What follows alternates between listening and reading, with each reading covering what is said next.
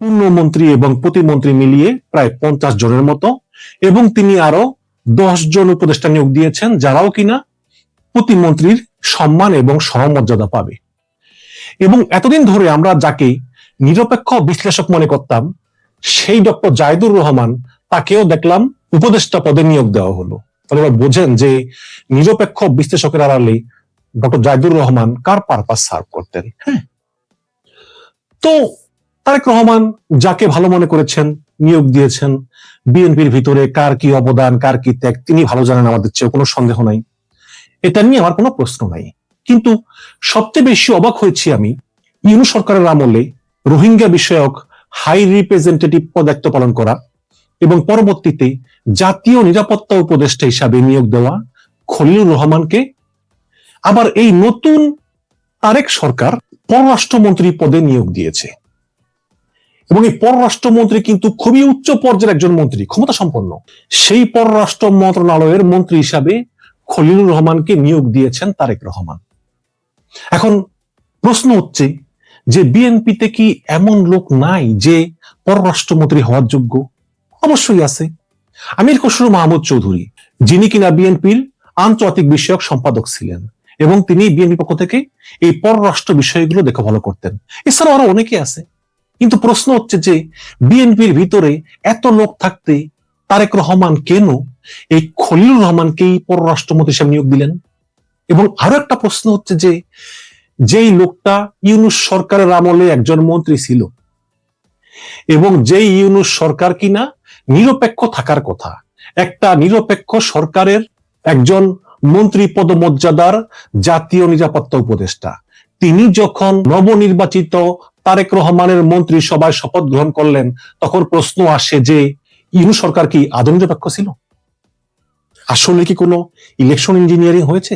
নির্বাচন হওয়ার মাস দুয়েক আগেই আসিফ মাহমুদ, সজীব ভুঁইয়া এবং মাহফুজ আলম, তাদেরকে জোর করে পদত্যাগে বাধ্য করা হলো এবং বলা হলো যে এরা যদি পদত্যাগ না করে তাহলে নির্বাচনের নিরপেক্ষতা নিয়ে একটা সন্দেহ হবে যে ডক্টর ইউনূস সরকার নিরপেক্ষ না।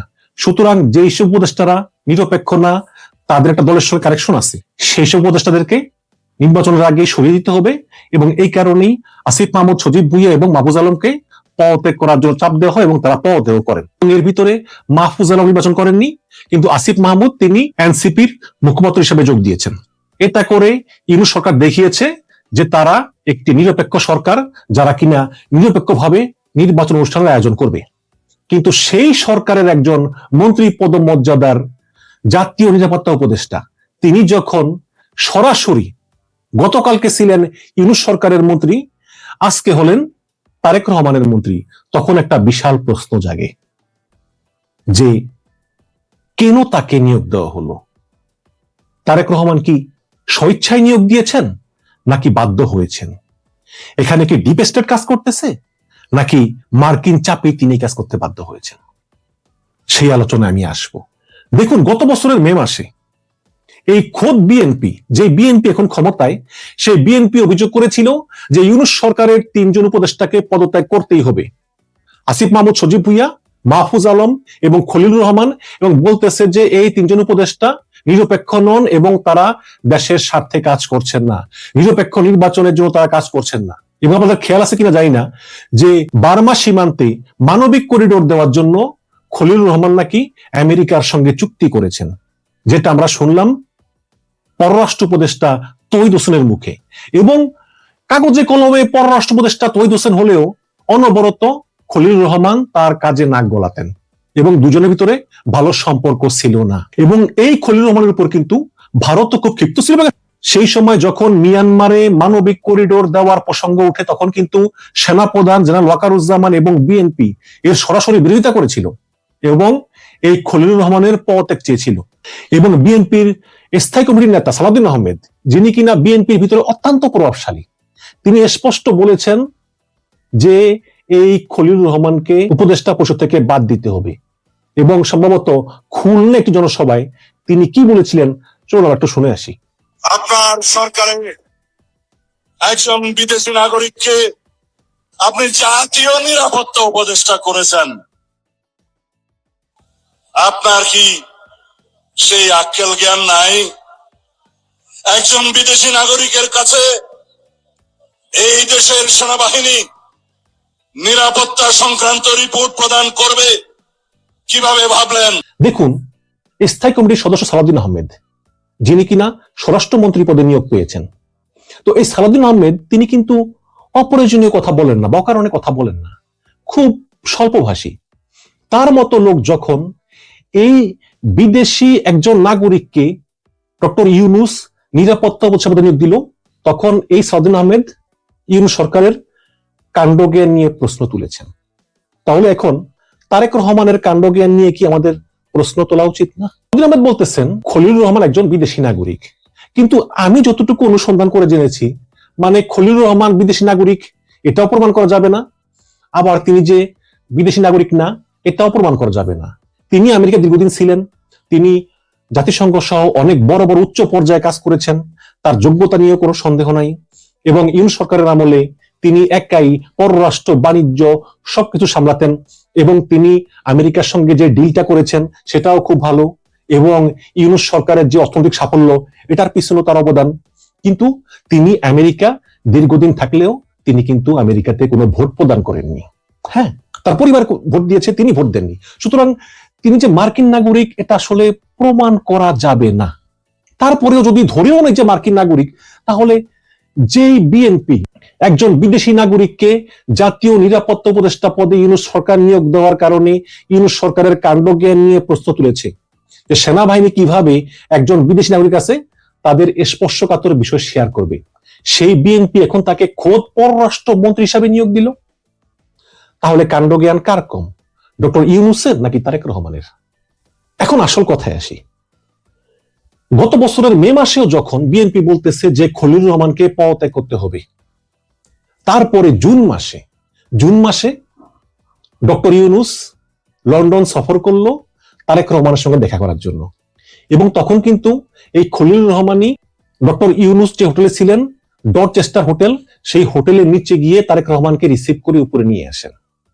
এবং অনেকেই বলতেছেন সেই সময় একটা আলোচনা হয় এবং একটা চুক্তির মতো হয় যে বিএনপিকে ক্ষমতায় নিয়ে আসা হবে, এবং সেই সময়ই আমেরিকার মধ্যস্থতায় একটা কথা হয় যে ক্ষমতায় বিএনপি আসুক, জামাত আসুক, যেই আসুক, এই খলিলুর রহমানকে পররাষ্ট্রমন্ত্রী পদে নিয়োগ দিতে হবে। আপনাদের খেয়াল আছে কিনা জানি না, তৎকালীন মার্কিন রাষ্ট্রদূত ট্রেসি অ্যান জ্যাকবসন, সেই মহিলা 2 বার গিয়ে লন্ডনে তারেক রহমানের সঙ্গে বৈঠক করেছেন, এবং বলা হয় যে ব্রিটিশ হাইকমিশনার সারা কুক তিনিও তারেক রহমানের সঙ্গে লন্ডনে বৈঠক করেছেন। আমরা জানি না কি কথা হয়েছে, কিন্তু প্রশ্নটা কি স্বাভাবিক না? আমেরিকা বা পশ্চিমারা এই খলিলুর রহমানকে আসলে কন্টিনিউ করার জন্য তারেক রহমানকে প্রেসার দিয়েছেন, এবং এই কারণেই প্রশ্ন উঠছে যে তারেক রহমান নিজের ইচ্ছায় খলিলুর রহমানকে পররাষ্ট্রমন্ত্রী পদে নিয়োগ দিয়েছেন নাকি তিনি বাধ্য হয়েছেন। খলিলুর রহমানকে কিন লবির লোক ধরা হয়, এবং অনেকেই মনে করেন ডক্টর ইউনূস নয় মাত্র প্রধান হলেও সরকার কিন্তু পরিচালনা করতেন খলিলুর রহমান নেপথ্যে থেকে। এবং ইউনূস সরকারের ভিতরে যেটা ডিপ স্টেট ছিল, অনেকে বলে না অমুক গ্যাং তমুক গ্যাং, সেই ডিপ স্টেটের অন্যতম সদস্য ছিলেন খলিলুর রহমান। এবং খলিলুর রহমান এর আগে যতই উচ্চ পদে কর্মরত হোক না কেন, এই খলিলুর রহমানকে কিন্তু লাইম লাইটে প্রথম আনেন পিনাকি ভট্টাচার্য, এবং তিনি অন্তর্বর্তীকালীন সরকারের যে ডিপ স্টেট আছে তাদেরকে বুঝান যে খলিলুর রহমান মতো একজন জ্ঞানী লোককে সরকারে নিয়োগ দেওয়া খুবই জরুরি। তখন তাকে রোহিঙ্গা বিষয়ক হাই রিপ্রেজেন্টেটিভ বানানো হয়। তারপর যখন আসিয়ান সম্মেলনে, সম্ভবত থাইল্যান্ডে, যখন তিনি বৈঠক করতে গেলেন ভারতের জাতীয় নিরাপত্তা উপদেষ্টা অজিত দোভালের সঙ্গে, তখন প্রশ্ন উঠে যে একজন জাতীয় নিরাপত্তা উপদেষ্টা আরেকজন জাতীয় নিরাপত্তা উপদেষ্টার সঙ্গে বৈঠকে বসতে পারে। তখন ডক্টর ইউনূস এই প্রথমবারের মতো বাংলাদেশে জাতীয় নিরাপত্তা উপদেষ্টা পদ তৈরি করে তারপর খলিলুর রহমানকে সেই পদে বসান। এবং বিএনপি যখন একের পর ডিমান্ড করতেছে খলিলের পদত্যাগ, তখন ওই যে সেই জুন মাসে ইউনূস তারেক রহমান বৈঠকে খলিলুর রহমান ছিলেন, তারপরেই কিন্তু খলিলুর রহমানের উপর থেকে বিএনপি উদ্ধার করে নেন এবং খলিলুর রহমানের বিষয়ে একদম পুরো মুখ বন্ধ রাখেন। এবং ধারণা করা হয় যে আমেরিকা এবং পশ্চিমের মধ্যস্থতায় তারেক রহমানকে শর্ত দেওয়া হয় যে আপনি যদি এই নির্দেশগুলো মানেন এবং সরকার গঠন করলে খলিলুর রহমানকে পররাষ্ট্রমন্ত্রী পদে মেনে নেন, তাহলেই আপনি দেশে যেতে পারবেন। আপনাদের খেয়াল আছে না, তারেক রহমান ফেসবুকে বলেছিলেন যে আমার দেশে আসা আমার উপর নির্ভর করতেছে না। অনেক বিশ্লেষক মনে করেন যে তারেক রহমান যে নিজের ইচ্ছায় তিনি দেশে আসতে পারতেছেন না, একটা অদৃশ্য বাধা যেটা তিনি বলতেও পারতেছেন না বলে ফেসবুকে লিখেছেন, সেই বাধাটা দূর করে দিয়েছেন খলিলুর রহমান ভারত এবং আমেরিকার সঙ্গে বিভিন্নভাবে আলাপ করে এবং মধ্যস্থ, এটা অনেকেই বলতেছেন। তো ফিরে আসি ডিপ স্টেট। তো এই খলিলুর রহমানকে পরিচালনা করতেন ডিপ স্টেটের পিনাকি ভট্টাচার্য সহ আরো অনেকে। কিন্তু সেই জুন মাসে যখন খলিলুর রহমান, তারেক রহমান, ডক্টর ইউনূস তারা লন্ডনে বৈঠক করলেন, তারপর থেকেই খলিলুর রহমান এই ডিপ স্টেটের সঙ্গে, এই ছোটনদের সঙ্গে সকল সম্পর্ক ছিন্ন করে ফেলেন। এবার আপনারা খেয়াল করবেন যে পিনাকি ভট্টাচার্য, তারপর ইলিয়াস হোসেন, এরা কিন্তু শেষ পর্যন্ত এই খলিলুর রহমানের বিরুদ্ধে কথা বলা শুরু করেছিলেন এবং আমার চ্যানেলে এসে গৌতম দাস তিনিও কিন্তু এই খলিলুর রহমানের বিরুদ্ধে অনেক কথা বলেছেন এবং সেই কথাগুলো যুক্তিসঙ্গত ছিল। যেই খলিলুর রহমান ডিপ স্টেটের মাধ্যমে নিয়োগ প্রাপ্ত হয়েছেন, সেই খলিলুর রহমান সেই তারেক রহমান এবং ইউনূসের লন্ডন বৈঠকের সময় তিনি বিএনপি বলয়ে চলে আসেন এবং বিএনপিও খলিলুর রহমানের বিরুদ্ধে অভিযোগ প্রত্যাহার করে নেয়, পদত্যাগের দাবি থেকে সরে আসে।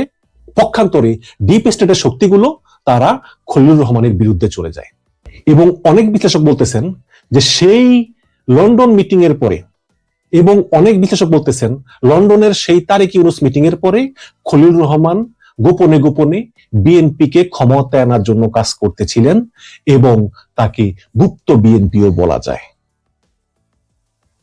এখন সেই খলিলুর রহমানকে পররাষ্ট্রমন্ত্রী